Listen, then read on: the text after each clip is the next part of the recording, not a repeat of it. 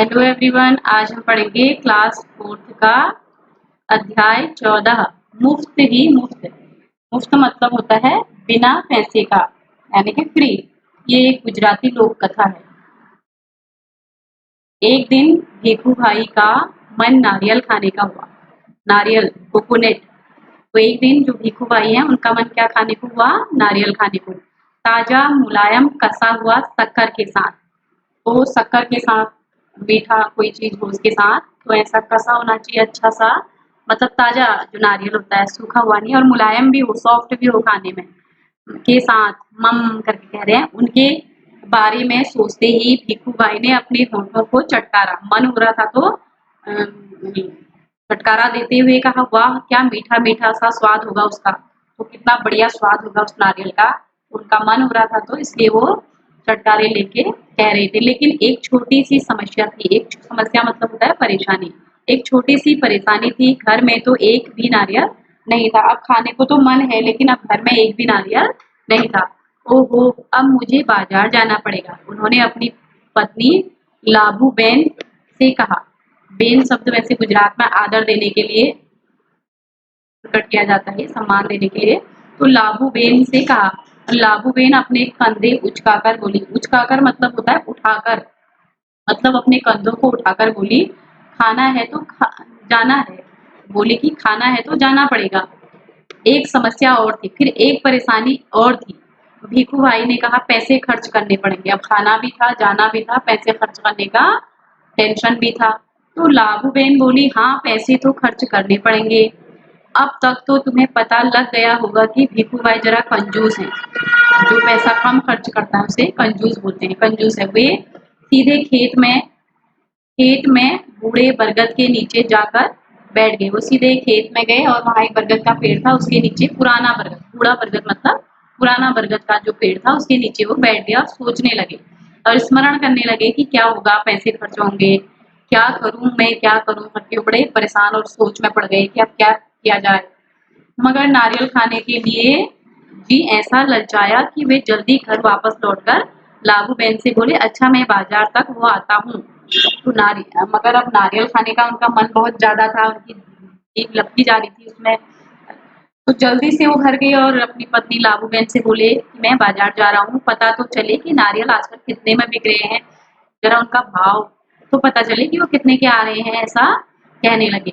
तो जूते पहनकर, छड़ी उठाकर भीखू भाई निकल पड़े। उन्होंने अपने जूते पहने और अपने हाथ में सहारा के लिए छड़ी पकड़ी और भीखू भाई आगे निकल गए। तो बाजार में लोग अपने अपने कामों में लगे थे।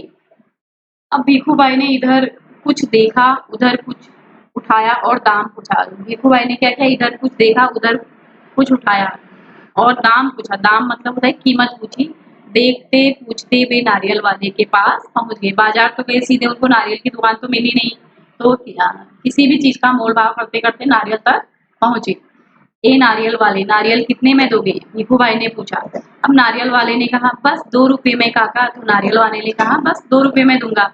बस 2 रुपए? भीखू भाई ने आंखें फैलाकर कहा, मतलब आंखें आश्चर्यचकित होकर कहा, बहुत ज्यादा है, 1 रुपए में दे दो। तब उन्होंने कहा कि 1 रुपए में दे दो, 2 रुपए बहुत ज्यादा कीमत है।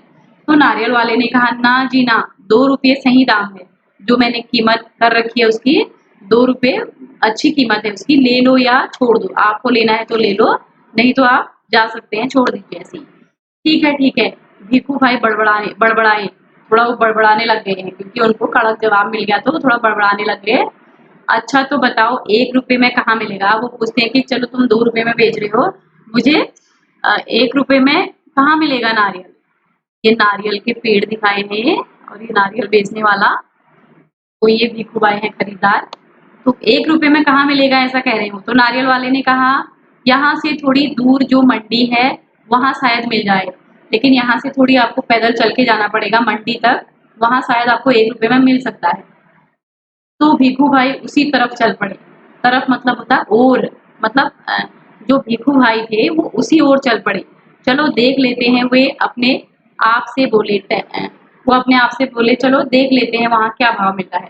तो का टहलने का एक मौका भी मिल गया उनको कि दूर जाके थोड़ा मंडी के पास जाके। अरे मंडी में तो बहुत सारी चीजें मिलती है ना, कहीं कुछ बिक रहा है, कहीं कपड़े बिक रहे हैं, कहीं नारियल बिक रहे हैं, कहीं मटके, क्या क्या मतलब बहुत सारी दुकान है यहाँ पर। तो उनको टहलने का एक मौका भी मिल गया और रुपये भर की बचत भी हो गई है। वहाँ 2 रुपये में खरीदने से अच्छा है थोड़ा मैं टहल भी लूंगा और थोड़ा सा क्या कर लूंगा, 1 रुपए की बचत भी हो जाएगी। तो खुशी से घुरघुराते भिखू भाई ने छड़ी को जमीन पर थपथपाया। उसके सामने थोड़ा अकड़ से बिल्कुल थपथपाई उसने, उन्होंने अपनी छड़ी को। मंडी में कोलाहल फैला हुआ था। कोलाहल मतलब होता है शोर शराबा। तो मंडी में जो था कि शोर शराबा हुआ था और व्यापारियों की ऊंची ऊंची दुकानें गूंज रही थी। जहाँ पर बहुत ज्यादा लोग होंगे वहाँ पर शोर शराबा तो होना स्वाभाविक है। तो वहाँ पर हल्ला गुल्ला और लोगों की आवाज, कोई कहीं से चिल्ला रहा था, कोई कहीं से चिल्ला रहा था, तो इससे शोर शराबा हुआ था। तो बटाटा आलू आलू, कांदा प्याज, गाजर गाजर गाजर, गोभी बंद गोभी, गोभी बंद गोभी, ये सारी चीजें मतलब जिस जिसके दुकान थे वहां पर वो आवाज लगा लगा के बोल रहा था कि यहाँ आओ ये मिल रहा है, यहाँ आओ ये मिल रहा है। तो माथे पर पसीना पोंछकर भिखू भाई ने इधर उधर ताका। ताका मतलब होता है देखा। तो अपने माथे पर पसीना पोंछकर उन्होंने इधर उधर देखा और नारियल वाले को देखकर पूछा, अरे भाई एक नारियल कितने में दोगे? तो आखिरकार उनको नारियल की दुकान मिल ही गई थी, तो उन्होंने उनसे पूछा दुकान वाले से कि मुझे नारियल कितने में दोगे? सिर्फ 1 रुपए में काका। तो दुकान वाले ने कहा कि मैं सिर्फ 1 रुपए में आपको दे दूंगा काका। तो नारियल वाले ने जवाब दिया, जो चाहो ले जाओ जल्दी। सूछे भाई, ये गुजराती में बोलते हैं, सूछे भाई। भिखू भाई ने कहा, यह क्या? सूछे भाई मतलब यह क्या? मैं इतनी दूर से आया हूँ और तुम पूरा 1 रुपया मांग रहे हो। मैं एक तो पैदल चल के इतनी दूर से आया हूँ और तुम पूरा कह रहे थे 1 रुपए का है। 50 पैसे काफी हैं। मैं इस नारियल को लेता हूँ और तुम यह लो पकड़ो 50 पैसे। तो उसको वहाँ 2 रुपए से वहाँ वो 1 रुपए में मिल रहा था, तो ये भी महंगा लगा क्योंकि जो कंजूस होते हैं उनको हर चीज में परेशानी होती है। तो उसने क्या कहा कि नारियल को तो ये ज्यादा है तो 50 पैसा पकड़ो और मेरे को नारियल दो। तो नारियल वाले ने झट भिखू भाई के हाथ से नारियल को छीन लिया। झट मतलब होता है जल्दी से। और नारियल वाले ने जल्दी से भिखू भाई के हाथ से नारियल को छीन लिया और बोला, माफ करो काका, 1 रुपये या फिर कुछ नहीं, या तो मैं तो नारियल 1 रुपए में बेचता हूँ और बाकी मेरे तरफ से कुछ मोल भाव नहीं होगा।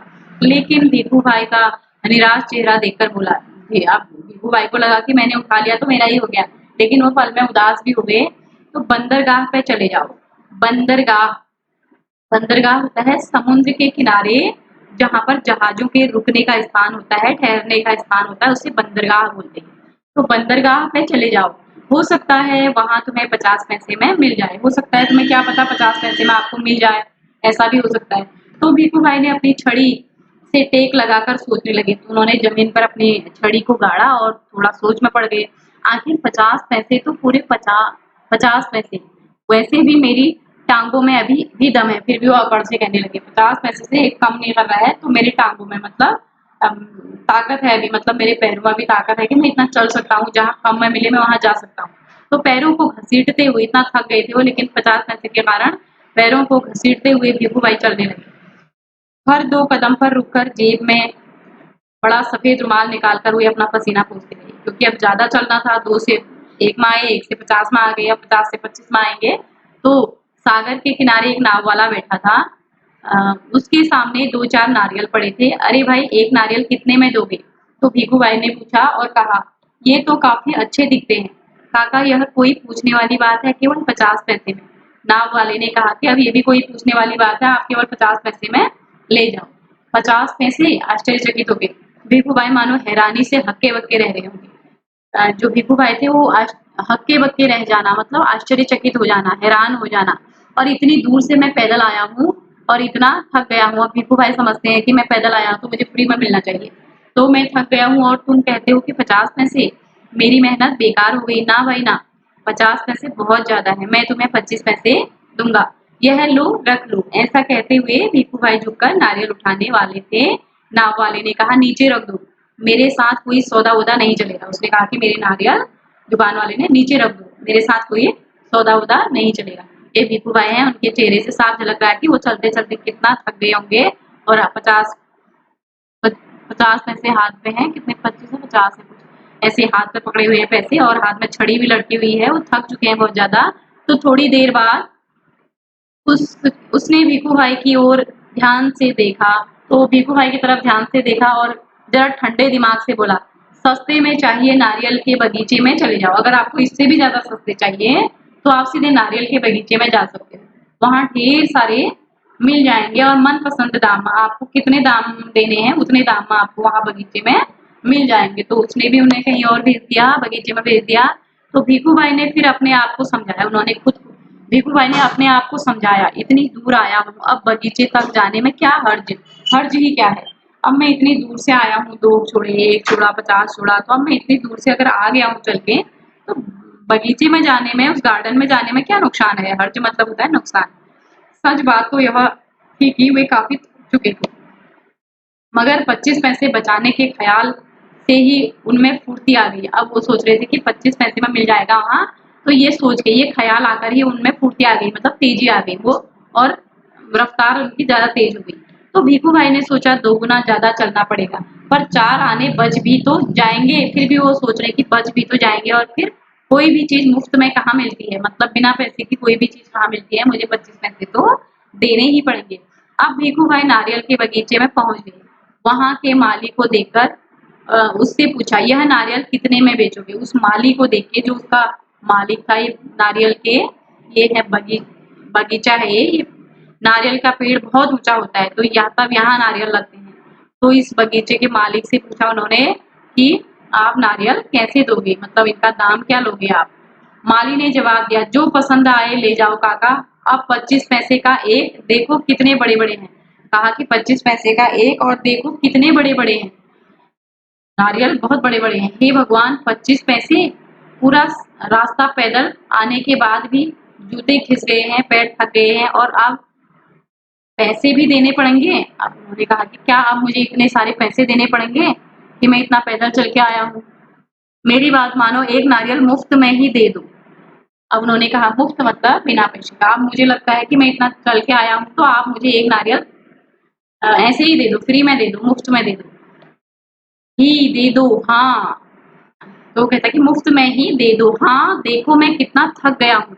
भीखू भाई की बात सुनकर माली ने कहा, अरे काका मुफ्त में चाहिए ना, यह रहा पेड़ और वह रहा नारियल। तो उन्होंने कहा कि अगर आपको मुफ्त में चाहिए तो ये पेड़ है और ये नारियल है, पेड़ पर चढ़ जाओ और जितने चाहो तोड़, वहां नारियल की कोई कमी नहीं है। पैसे तो मेरी मेहनत के हैं, पैसे तो जो मिलते हैं मुझे मेरी मेहनत के हैं, लेकिन यहाँ नारियल की कोई कमी नहीं है। सच, जितना चाहूं ले लो। उन्होंने थोड़ा आश्चर्यचकित होकर खुश होकर कहा कि अच्छा, मैं जितना चाहूँ उतना ले लूं। तो भीखू भाई तो खुशी से फूले न समाये, इतना खुश हो गए कि फूले न समाये, मेरा यहाँ तक आना बेकार नहीं गया, कि मुझे फ्री में मिल रहा है तो मेरा यहाँ आना बेकार नहीं गया। तो उन्होंने जल्दी जल्दी पेड़ पर चढ़ना शुरू कर दिया, उन्होंने जल्दी से पेड़ पर चढ़ना शुरू किया। और पेड़ पर चढ़ते चढ़ते भीखू भाई ने सोचा, बहुत अच्छे, पेड़ पे चढ़ते चढ़ते मन मन में सोचने लगे भीखू भाई की, बहुत ही अच्छी बात है, बहुत अच्छे, मेरी तो किस्मत खुल गई, मतलब मेरी तो किस्मत खुल गई, और जितने नारियल चाहे तोड़ लूं और पैसे भी न दूं, क्या बात है। मन मन में उन्होंने कितनी खुशी जाहिर कर दी कि मुझे इतने सारे नारियल तोड़ने पड़े और मेरे भी हो जाएंगे, और बिना पैसे के, वो भी मुफ्त में। तो भीखू भाई ऊपर पहुंच गए, फिर वे टहनी और तने के बीच आराम से बैठ गए और दोनों हाथों को आगे बढ़ाने लगे, सबसे बड़े नारियल को तोड़ने के लिए।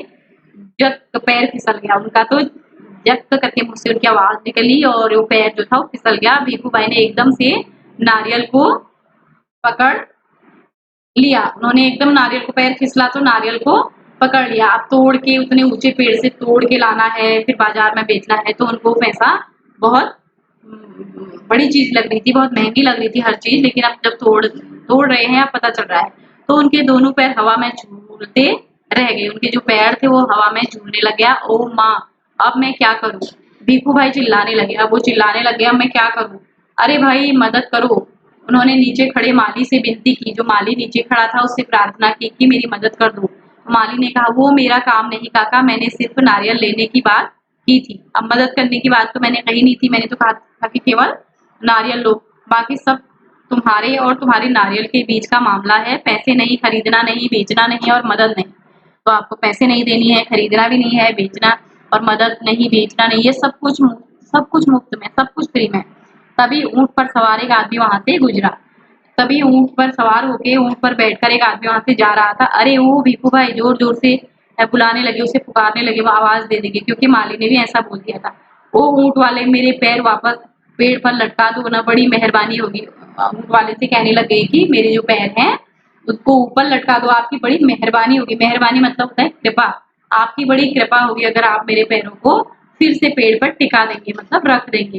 तो ऊँट वाले ने सोचा चलो मदद कर देता हूँ, मेरा क्या जाता है। ऊँट की पीठ पर खड़े होकर उन्होंने भीखू भाई के पैरों को पकड़ लिया।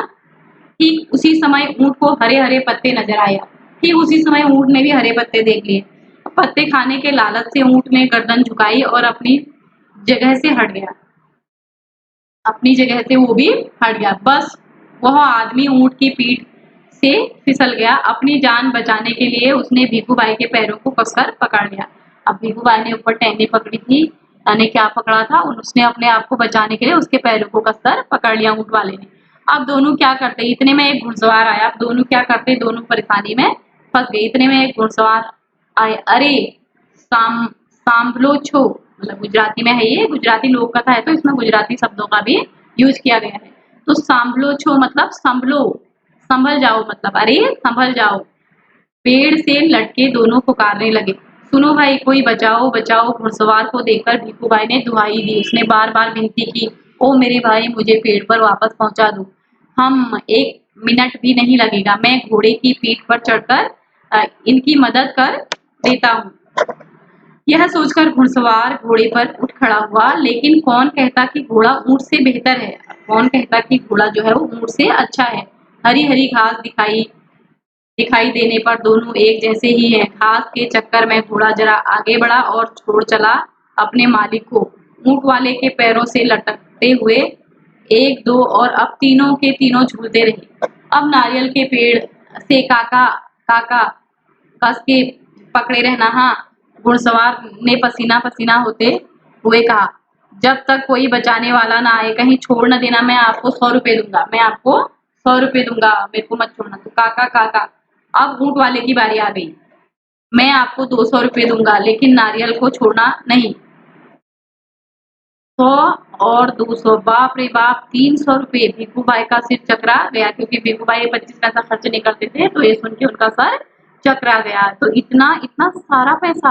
तो खुशी से उन्होंने अपनी दोनों बाहों को फैलाया और नारियल गया हाथ से छूट। जो नारियल था वो हाथ से छूट गया। धड़ाम से तीनों जमीन पर गिरे घुड़सवार, ऊँट वाला और भीखू भाई। घुड़सवार भी गिर गया, ऊँट वाला भी गिर गया और भीखू भाई भी गिर गया। जो भीखू भाई थे वो घुड़सवार और ऊँट वाले को भी उन्होंने अपने चक्कर में फंसा दिया। और भीखू भाई अपने आप को संभाल ही रहे थे कि एक बहुत बड़ा नारियल उनके सिर पर आकर फूटा, बिल्कुल मुफ्त। क्योंकि उनको बिल्कुल मुफ्त चाहिए हो रहा था, तो लास्ट में नारियल उनके सर पे फूट गया और ना पैसे देने पड़े, ना कुछ, ना मेहनत करनी पड़ी और मुफ्त में मिल गया, फ्री में मिल गया। ये ममता पांड्या ने लिखा हुआ है, अनुवाद किया है इसका संध्या राव ने। तो इसके क्वेश्चन आंसर हम अगले भाग में करेंगे। Thank you.